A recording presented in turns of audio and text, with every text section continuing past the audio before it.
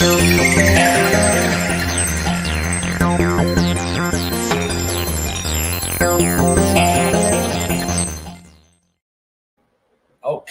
beautiful people. How is it going today? Um, let's see, today is March 2nd, 2021 on a Tuesday. This is our monthly Lunch and Learns. Quick funny story for everybody that's tuning in already. Just prior to this call, I was running around like a chicken with his head cut off, trying to figure out why my computer was having so many technical difficulties, but we made it literally in just the nick of time. So super excited to be here. Karen, as always, it's a pleasure to see you again as well. Great to see you too. Good stuff. So lower the stress levels, right? Oh man, oh gosh, they saw how I was just running around. So last month we had a lot of really good dialogue and conversation around, what types of businesses are most important to set up and why you would want to choose which ones you'd rather choose, right? Whether it's an LLC, C Corp, S Corp, nonprofit, etc. The next natural progression, and this is mainly because one from Karen's guidance, but also from my mistakes that I made in the very beginning when I first started this business.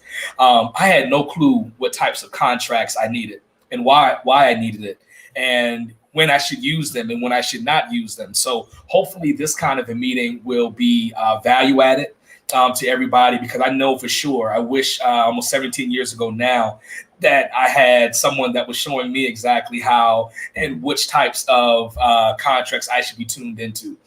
So with that said, I'm going to get off my soapbox. I'm going to share my screen here in just a moment, and I'm going to pull up the slides that we have for everyone to take a look at for today. Just 1 second. Let me see if I can get my technology together here. Let's see. Should we just share it here in just a moment? Put this in presentation mode. Let's see if it's going to act right for me here. That's good so far. Okay. All right, good deal. All right, so let me actually do one more quick thing just to make sure that we don't. All right, there we go. All right, so I'm going to actually come out of presentation mode. So can you see my full screen, Karen? Yes, I see the whole thing. Okay, perfect. All right, so the show is all yours. Okay, great. Well, first off, hello to those of you I have not talked to before, and hello again to those of you I have. Yeah, and like Oscar said, we wanted to talk about contracts, because one of the key things that's important to protect your business is to have the right contracts in place. And so we wanted to talk about it from the point of view of like where to put your priorities, because of course you're supposed to do everything perfect, right? But of course nobody can ever do everything perfect. So we wanted to talk about, kind of what's the most important things and what are the things that maybe you can kind of just do on your own, or do as you can. So that's really what the focus today is. Please go to the next slide. It's my introduction, and I know some folks have seen me before, some haven't. So I left my introduction slide in. Just a really quick basic. I worked for Georgia Power for 30 years, and I'm now independent attorney. A lot of people working for several different groups, including Oscar. I also worked for TurboTax, so I have a lot of background now in taxes, both business and personal. My education, other than law, is also business and engineering. So I tend to gravitate towards technology-oriented companies. But just want to give a little bit of background of how we got here. So go on into the content.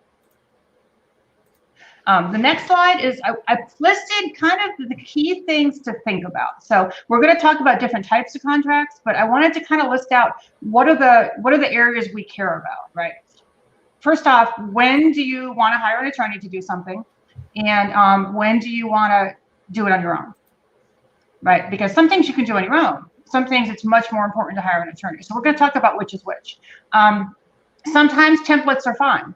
And sometimes you really need something that someone puts some effort into who knows what they're looking for. So again, which one of those matters in different places. Intellectual property, it's a value and it's a risk, right? You want to protect yours. You want to not infringe somebody else's. Those are the most important things. The things you want to really protect is when you're developing technology, particularly software, and any kind of creative works that can be easily copied. So those are the areas to really think about intellectual property, other than, of course, don't infringe other people's. Key areas to think about for intellectual property is what's a derivative work and then what's underlying IP, because those run up all the time. And I'm getting into technical terms, but it matters. Underlying IP is what you had before it came to the company.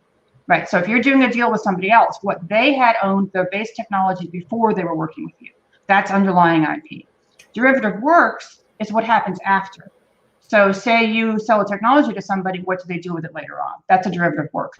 Very key concepts to understand for contracting if you're doing any kind of technology or creative work. So if you're building houses, it's not as much of an issue.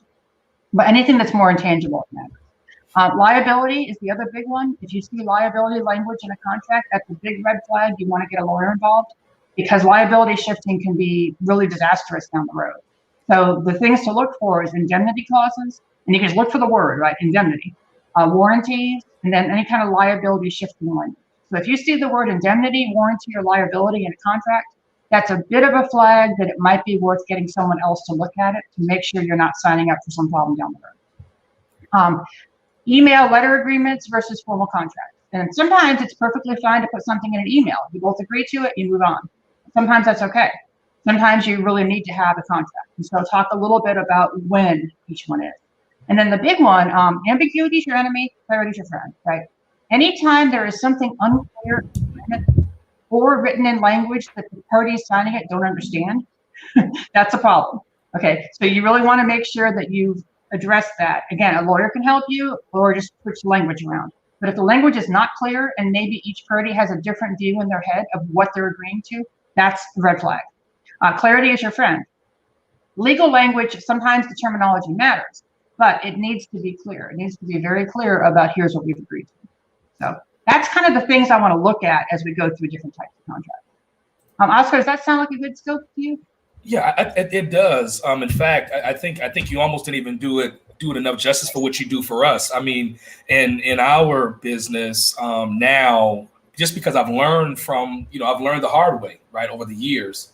And there's not a contract that I get now that I do not send over to Karen for her review, even if it's one page, because there are sentences, there are words that will get, snuck in to different agreements that can truly change the entire trajectory on what you guys are really truly agreeing to. So this is totally spot on, and I'm excited to hear more. Okay, cool. Just wanted to make sure we're on track for what you're looking for. Okay, so main areas of types of contracts that a small business will have. One is people who are working for you. So either your employees, your contractors, whoever's giving you content. So that's kind of a category of people.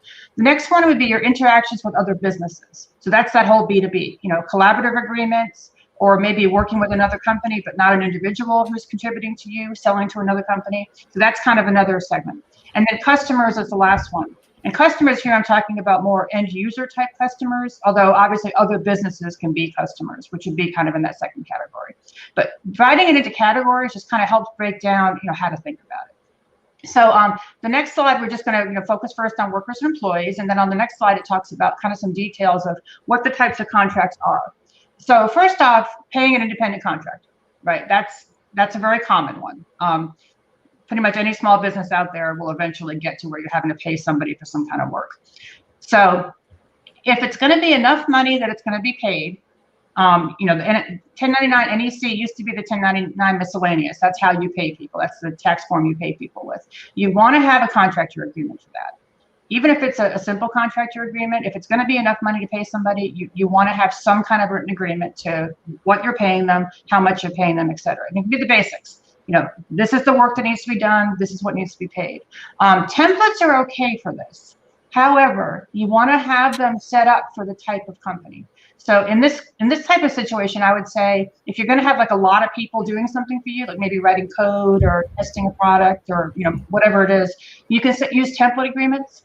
But then you just have to make sure that a lawyer helps you on the template to make sure the right things are in there. And that gets back to that intellectual property, because whatever somebody creates, you want to make it absolutely clear that you own it if you paid them to create it, right? The default is they own it and you just paid them, but you want to own it. If you pay someone to create something, you want to own it. Yeah. Hey, Karen, can I, right there, let me tell you an interesting story that happened to me. This was only a couple years ago. Moving fast, this is way before we were working with you, Karen, and I made a mistake in hiring a technology group to build some code that was going to build and push one of our mobile applications that's set to come out here. I think it's second quarter of this year. And the mistake I made was they actually owned the code. Yep. So I was really just owning the user interface, the front end of it, and it truly messed us up. So that's why we had to wait before we were able to actually get this out to the masses, man. So definitely, I'm loving what you're saying. It totally makes sense. It happened to us before, and totally can relate. Also, as folks that are tuning in, feel free to ask questions. I mean, as you post them, we do get them. So as we're going through these, if you have questions, you have any comments, feel free to list those out, and we'll be sure to acknowledge your questions as well. Yeah, questions are great, but and that's a huge rookie mistake.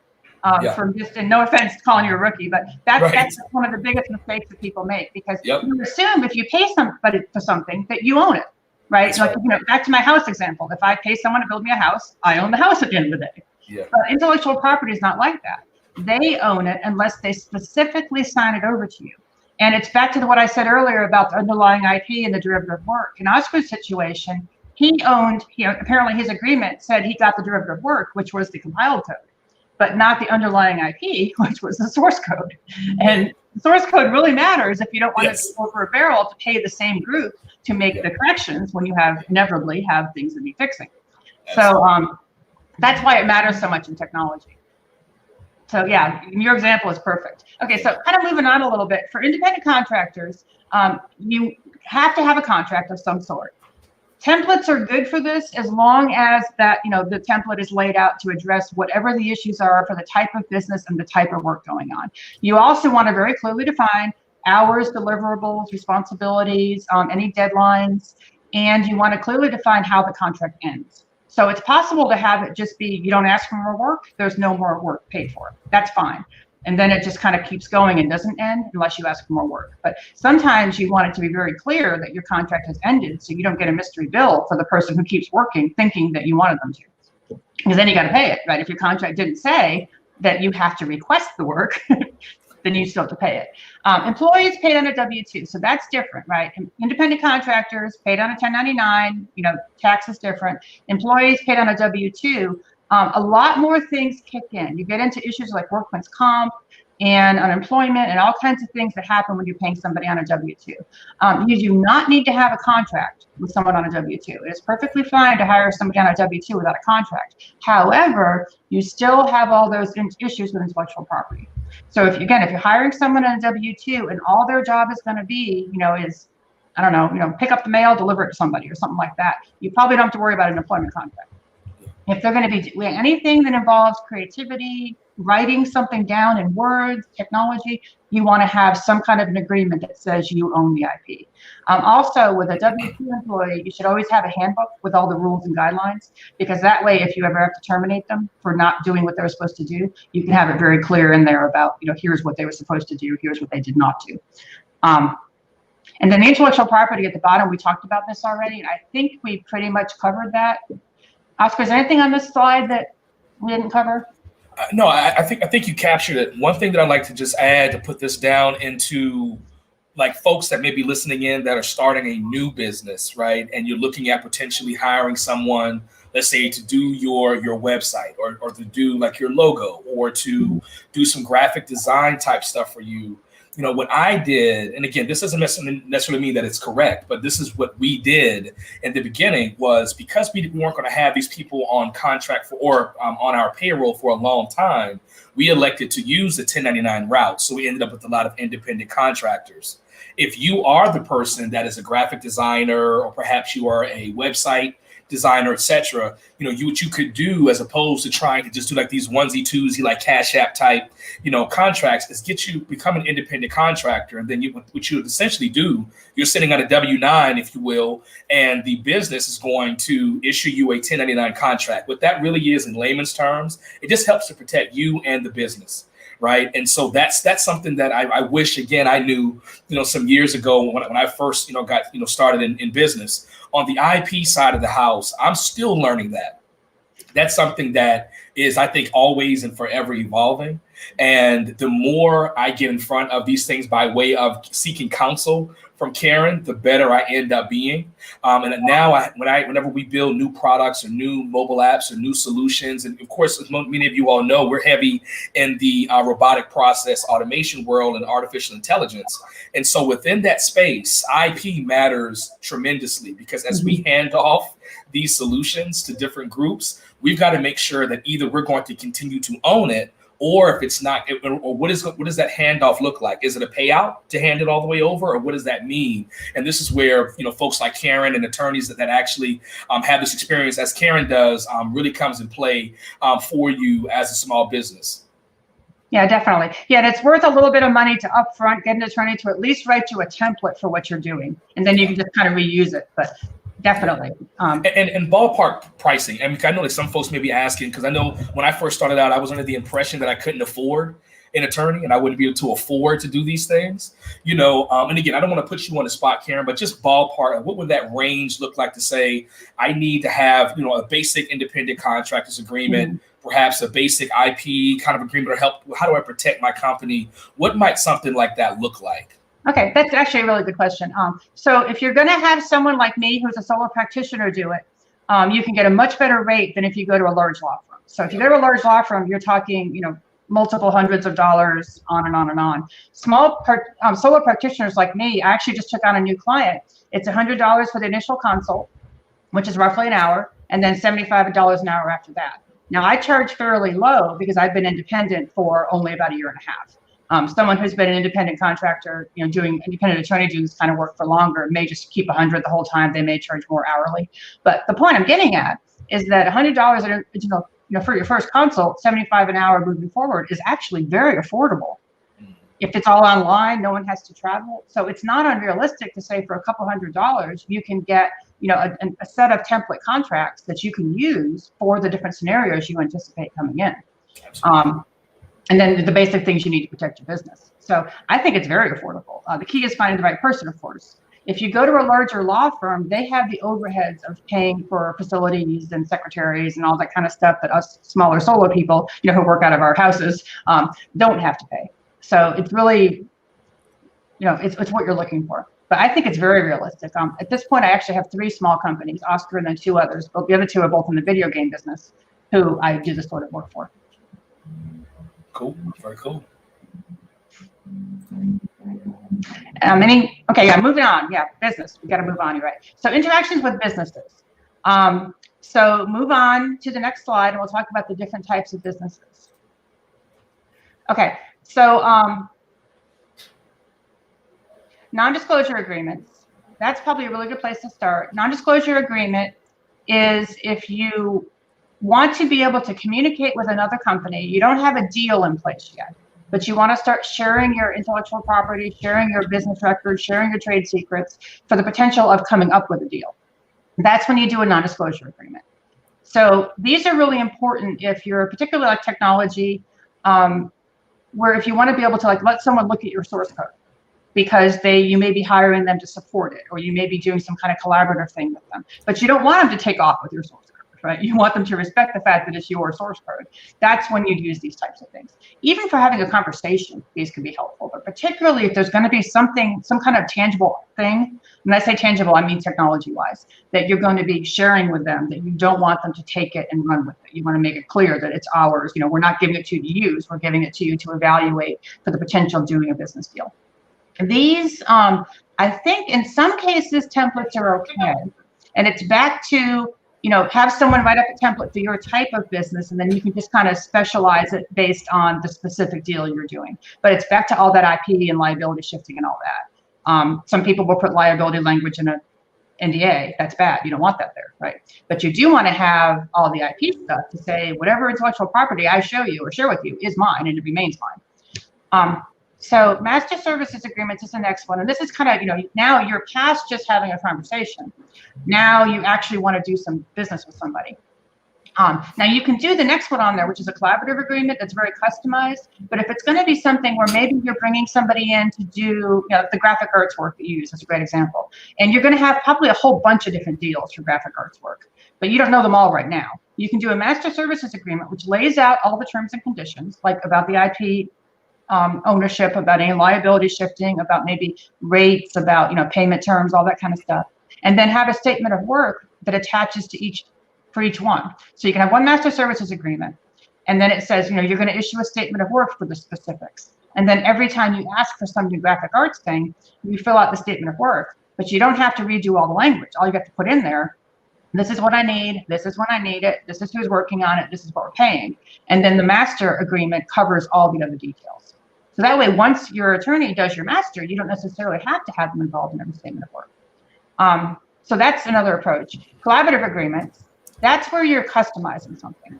So that's where, like, you know, maybe two companies getting together and trying to come up with, okay, we're going to build something together. Here's what I'm going to do. Here's what you're going to do. Here's what happens when the deal's done. Here's who owns it. Here's the exit strategy. Very, very customized. That one is where, of everything in here, that's where you need your attorney, because that's where there's all kinds of things that can go wrong. And you've got to be able to think way down the road. You've got to be able to think about who's taking on liability, who's paying for things, make it very, very customized. So that's the one that I would say of everything in here is probably the most important to make sure an attorney looks at, because it's not a template. And you really can't template that. But you want it to be crystal clear. You don't want any ambiguity, because, you know, 5 years later, people, it may be different people, and maybe they don't remember. The language has to be really, really easy to understand. Contracts supplied by other business, that's when you're going to be, maybe you're going to be a retailer for something. Maybe you're going to be a borrower for something. You know, maybe you are just doing a deal with someone, but they do the same deal with a lot of people, like maybe a franchise agreement. So that's one where the other party has basically a template, and you're the one who's, you know, having to collaborate to it. Those, it's good to have an attorney review it, just to make sure there's no surprises. Like liability shifting language will very often show up in there where you're taking on liability for what they do, which you don't want. But those, a lot of times, you just need an attorney to look at it and say, yeah, it's okay, or here's the problem areas, here's what you got to look for. But that's where what I said earlier, like look for warranty language, look for liability language, look for indemnity language. If any of those are in there, you definitely want someone to look at it. And then, you know, think about what can go wrong, right? That's for any of these. First off, how do you want the contract to end? You know, how does it end nicely? How does it end not nicely, right? If something goes wrong, how does it end? And anticipate what might go wrong. You know, what are the types of things you've heard of? What could particularly go wrong? Just think about that. Is there anything in the contract you don't understand? And I don't really mean like the legal language, because obviously there's going to be words in there about, like, you know, implied warranty of merchantability and stuff like that you don't necessarily have to understand if it's part of the template. But about the deal terms, is there anything in there that's not clear? What's not defined, right? What is, you know, if you're going to calculate a payment at the end of the day, is it really, really easy to figure out what that payment's going to be? All that kind of stuff. So, Oscar, what are your thoughts on all this? I can't help but think about the words of my dad, who passed away last year. What he would say is, I would always come to him with about all the positive stuff, right? I would say, Dad, I got this new, you know, deal. I got this new idea. You know, it's going to be great, and I cannot wait to talk about it. And so he'll listen to me. He would sit here just like this with his hand on his face. Then he would say, "What if it doesn't work?" And I think this slide speaks to that very perspective, right? Like an NDA. Whether you plan to do business with this person or not, if you plan on sharing any aspect of your idea with someone, get an NDA signed. Sometimes you can pull them off the internet. I don't recommend that. I think you can probably pay to get a very basic NDA done from an attorney, or perhaps one of those maybe online attorney type things you can do. But I would recommend getting that NDA, getting it in front of people before you utter a word about your business idea or strategy or concept, or even uttering a breath about what you may be thinking about doing. Because again, in the words of my dad, what if it doesn't work? What happens if it doesn't work? What happens if the person lied to you and it doesn't happen? These are the kind of things on this page that helps me. The MSA, on the Master Services Agreement, the reason why this is so helpful for our business is as we have people coming in and out doing things with us, now it's just really just like an amendment. right? Or like an addendum, if you will, to or modification, that this is like a second, almost like an appendix of the actual agreement. So it makes life so much easier. So again, I would just summarize it to being, what happens if something doesn't work? What happens if the person doesn't have your best interest at hand? What do you do then? How do you protect yourself before that happens? Is what I really think that this slide kind of summarizes to be. Yeah. And the thing about the clarity too, because a lot of times people are like, well, I don't really understand that, but it doesn't matter until later on, or I think it means this, right? And then when it comes time to write a check at the end of the day, the other person's like, well, no, that meant this. And then they're like, well, no, it meant this. And, the difference in money could be really substantial. Absolutely. So that's why it's so important to kind of think through, okay, so how is money going to flow? Is it really clear to me? Okay, so the next one's about customers. And customers, it's a little bit easier, and we can move on to the content part of this. And again, sometimes businesses can be customers. So this one's really more about if your customer is not necessarily, an equal size business. But very often it's a business to business type thing, and they're your customer. So here you may have a lot of customers. So that's where the record keeping kind of kicks in, because you want to be really clear. If you sell something to somebody and then a year or two later they need help, have an issue, whatever it is, you want to be really clear what that agreement was, right? Like back to who owned the IP. Did I give them a warranty? Did they pay everything they were supposed to pay? Was there something they were supposed to pay a year later? Did I sell a service agreement? All those types of things, to make sure that you're really clear on what your arrangement was with that person, because you may have thousands and thousands of customers, depending on what kind of business you're in. And so, you want to be really clear of who they were. Now, obviously, on the big end, you're going to want to get some kind of customer database, like some kind of Salesforce type thing, if you're doing something that really goes into a lot of customers. If you're not, if it's just a few, you can just make sure you keep good records on your own. But the key here is, don't pretend that you're going to think in 5 years about the details that you have in your head today, because you're going to have forgotten everything that you've agreed to. So similar transactions, repeat transactions, and it's back to the templates. I really like the idea of having lawyers customize templates for you that you can use over and over again. A great example is I did one it's actually my homeowner association. We have some facilities on site that we rent out, and put together a rental agreement. You can use it over and over again, but it's a very simple, straightforward one-page rental agreement. And then that way you can just keep all those. You're gathering the right information. You have them. So that's an example. And again, for any of these types of transactions, scope, deliverables, due dates, payment criteria, to add a couple of those, support, warranty, all that kind of stuff. You want to be really, really clear in your agreement of what it is you've agreed to. So your customer doesn't come back to you a year later and say, well, this should be under warranty. And then they look at the deal they signed with you. It doesn't say if there's a warranty or not. Like, okay, well, should or shouldn't it? If it doesn't say there's no warranty, but your customer may not say it that way. So you want to put in there very clearly, there is no warranty, or the warranty expires in a month, or whatever it might be.